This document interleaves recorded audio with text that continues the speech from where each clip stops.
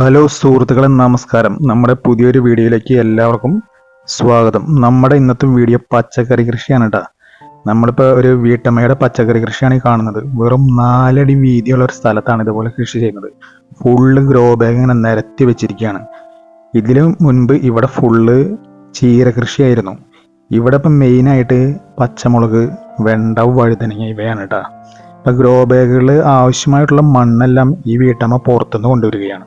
നിങ്ങൾ ശ്രദ്ധിച്ച ഇവിടെ മണ്ണിനേക്കാളും കൂടുതൽ അതിൽ വളമാണ് കാണുന്നത്. അത്രമാത്രം വളം ഈ കൃഷിക്ക് ഈ വീട്ടമ്മ ചെയ്യുന്നുണ്ട്. ഞാനും പോവാണ് കേട്ടാ. നമുക്കും കുറച്ച് പറമ്പുണ്ട്, അവിടെ ഫുള്ള് പുല്ലാണ്. അത് മുഴുവൻ ചെത്തി ഇതുപോലെ കൃഷി ചെയ്യാൻ ഞാനും തീരുമാനിച്ചിരിക്കുകയാണ്.